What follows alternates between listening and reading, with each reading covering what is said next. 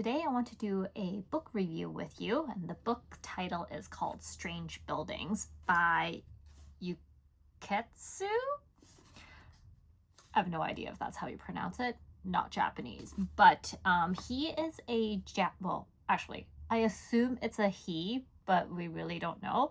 He or she is a YouTuber who specializes more in mystery horror type videos, and this is the third it's not really a series, but it's the third compilation of this type of books. You do not need to read the first two books to read this third book. However, if you do read the first two books, some of the characters will be a little bit more familiar to you. This particular one has 382-ish pages and is basically split into two parts. So the first part has 11 smaller mini stories, you could say.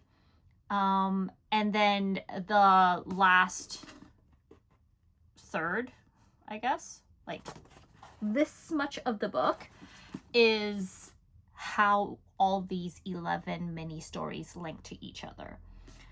I guess the thing with this book is if you're not a Japanese native, some of the names will get a little bit confusing for you. So what I usually do is I like to give them like more English names so that I can kind of go, like I use a little sticky note and then I go, okay, this person, I'm going to name him John, whatever. So that it's easier for me to go, oh, okay, so this was John. You don't have to do it. It's just something I feel like it's a little bit easier to read translated books like this, because some of those names I'm like, it's a very long name. I don't remember who is who.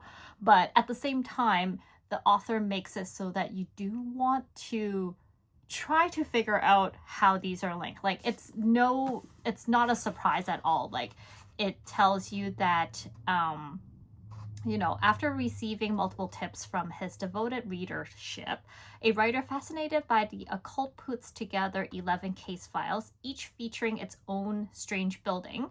Each of the 11 structures has a floor plan that conceals a disturbing architectural quirk, from disappearing rooms in a hallway that leads nowhere to apartments with no means of escape.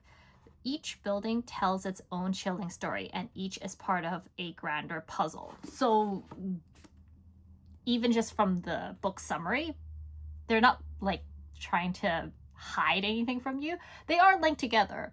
It's just a matter of how they link together.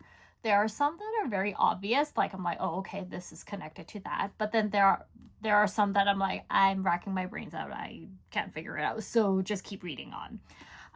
There are a couple of stories where it's not like a jump scare, but you do have that sense of like your hair standing on like the back of your neck and you're just kind of like, ugh.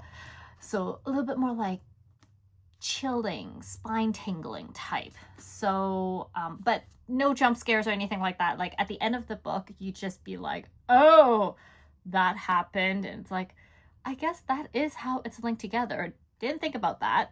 So I particularly really like this book. After reading this book, I do recommend reading the two other ones if you haven't. Otherwise, you could definitely get the two other ones first and then read this one. But again, they are all standalone books, so you don't need the ones from before to understand what's going on in this third one. Yeah, I thoroughly enjoyed this book. And for a translated book, I had no problem with like the grammar or anything like that. Again, the only thing that for me was a little bit harder to kind of figure out were the names and the place that it happened, because it is in Japan and they are real Japanese places.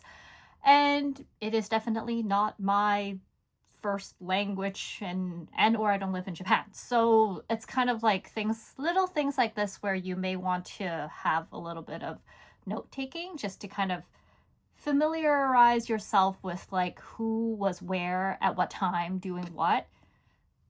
So I like it. It is a nice mixture of mystery, thriller, because there are twists in it, and a little bit of horror sprinkled in terms of like not jump scare horror, just more or less like spine tingling horror. But overall, I would recommend this to you if you like things like mystery type books. And if you want like a little Asian flair to it, feel free to give this one a try.